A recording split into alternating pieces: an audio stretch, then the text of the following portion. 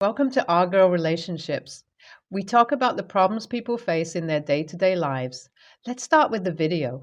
Hi, everyone. I, female 25, and my stepsister Olivia, female 24, have known each other practically all our lives.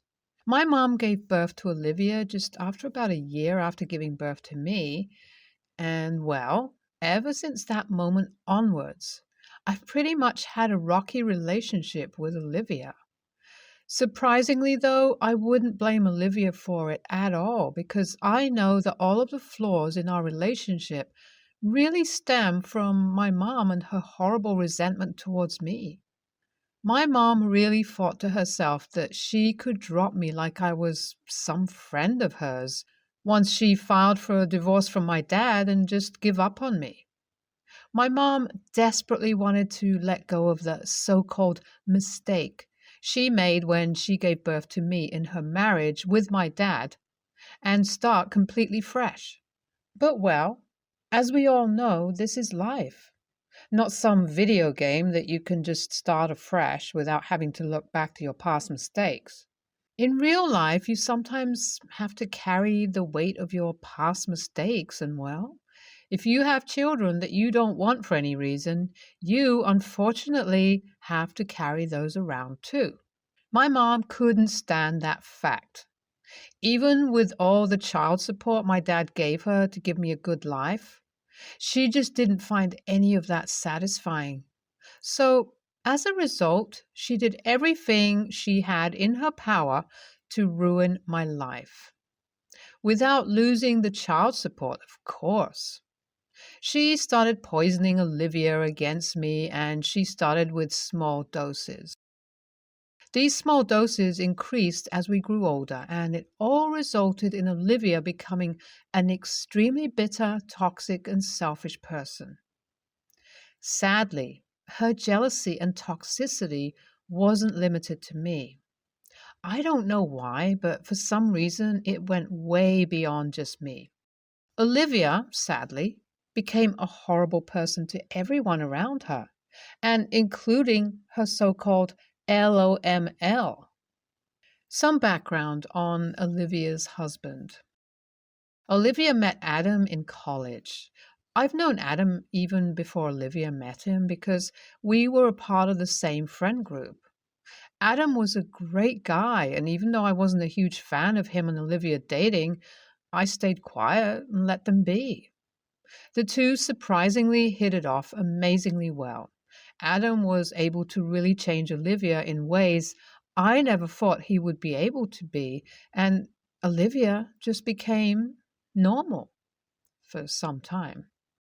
All because it didn't take her too long to show her true colors, her inner bitter self. And unfortunately, by the time she revealed herself, it all happened once they got married. Olivia's mask slowly started slipping off, and I think she didn't even notice it, but for Adam, I and almost everyone around us, it was pretty obvious. It all started to fall apart, except for our parents, of course, because in their eyes, she could do nothing wrong. Well, it started from small arguments and snide remarks. Then it went to Olivia turning into the old lazy self. And well, it all took a head when her flirty texts with her old boss were caught and how she was planning to leave her job without telling Adam. This all began eating Adam up on the inside. He really wanted to talk to someone, and so he decided to email me about it. By the time Olivia found out about it all, we had conversations worth about 2 months. It was just a back and forth between us where Adam was venting about Olivia, absolutely unsure of what to do. I kept trying to give Adam advice, but well, none of it was working. No amount of communication, suggestion of marriage counseling, nothing seemed to be working between the two. And I guess it is at this part where Olivia, too, started getting annoyed and irritated, probably due to Adam's constant nagging. Well, so what? Misery loves company, and a miserable person like Olivia definitely does. So I guess in an absolute pathetic attempt to ruin my life and my relationship with my own husband, Olivia tried to get into my laptop and mess with my emails. It was during the time she was over this Christmas season, and well, once she was greeted unpleasantly by the emails between Adam and I, she absolutely and completely lost it. She created a scene in front of my in laws, in our parents and Adam's parents. This year's Christmas was huge, and boy, it didn't take long for it all to get crazy. Everyone began arguing amongst themselves, and things that weren't even related to this issue came up. Olivia was fuming, and it didn't take long for her deep rooted insecurities to jump out and for her to start accusing me of having an affair with Adam. Thankfully, that was immediately shut down because, of course, both my husband and Adam had communication going on between them, so absolutely no one has a chance to think otherwise. But well, that was not so convincing for Olivia and my parents. They left the house shortly after creating a scene. Olivia has moved in with them, but not letting the distance stop her from taking constant jabs at me through social media. Her comments go from talking smack about me to apologizing to me because she's ruined her relationship with everyone. She keeps begging me to not let her relationship with Adam go, yet she turns around and blames me for her terrible relationship with Adam. Adam's mental health has plummeted, and he's been living with us. Everyone is split about this situation. My in laws say I'm not in the wrong for trying to help, but my dad says I might be a slight a-hole. I honestly can't help but laugh at this situation, especially regarding what happened between Olivia and I.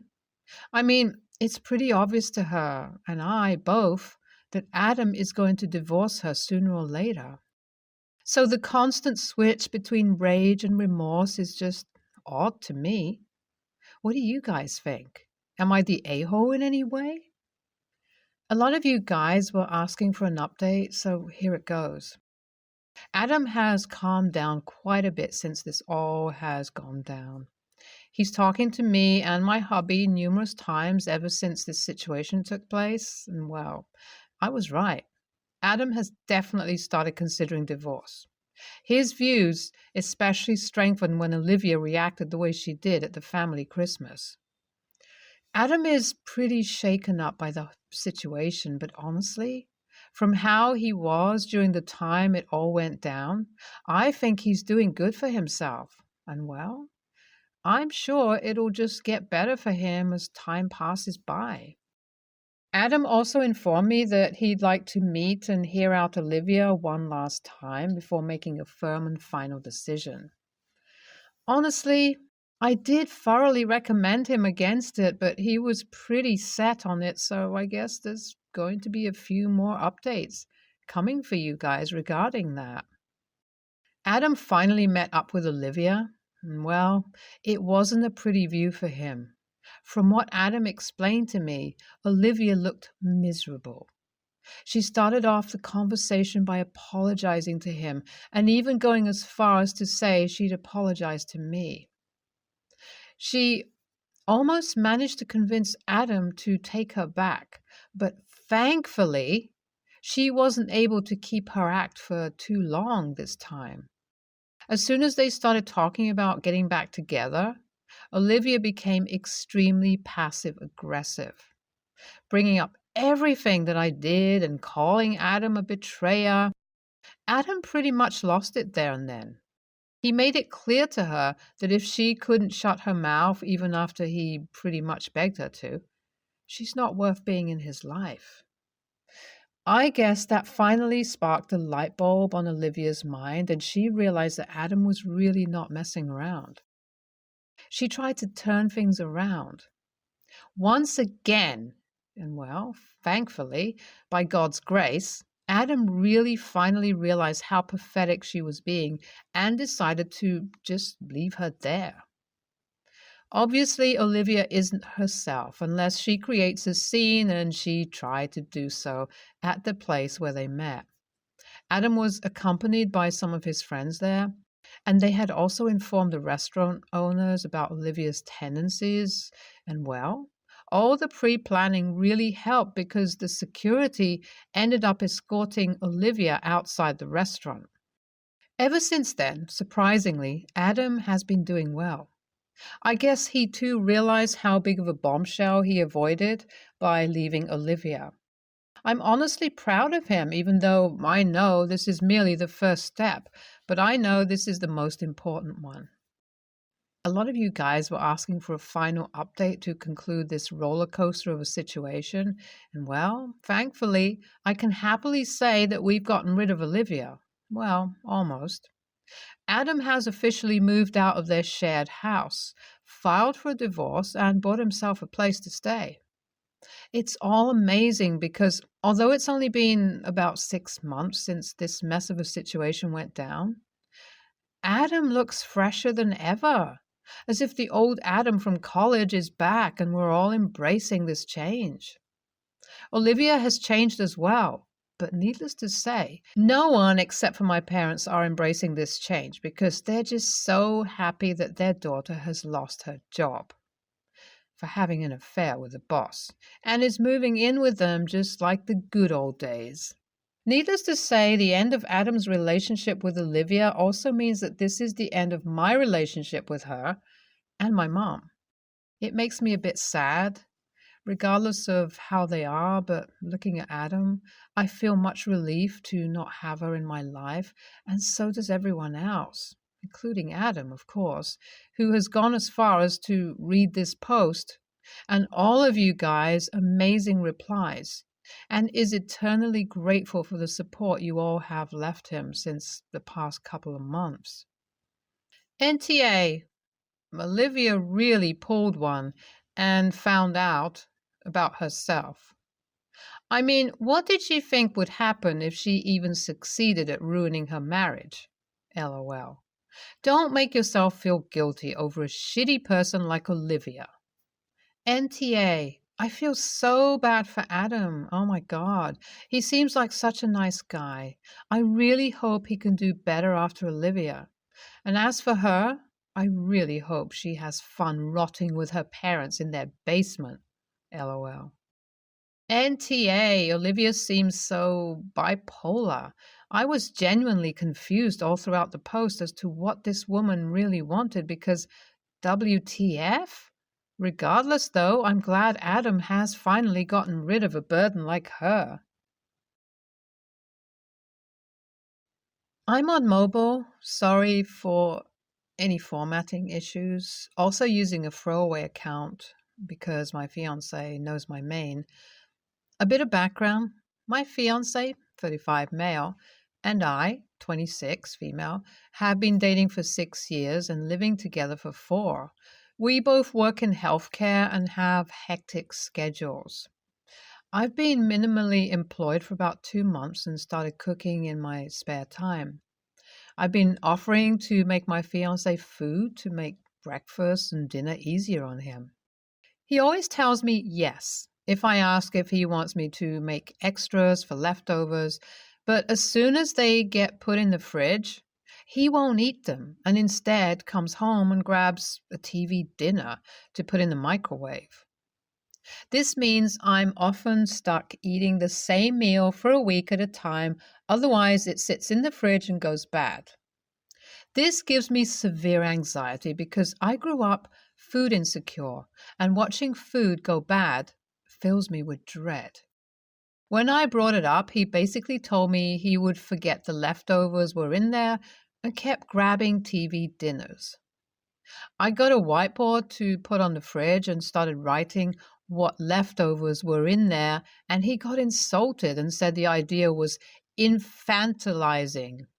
So I didn't use it. He kept grabbing TV dinners, and it was hurtful, insulting that he would overlook the leftovers for them.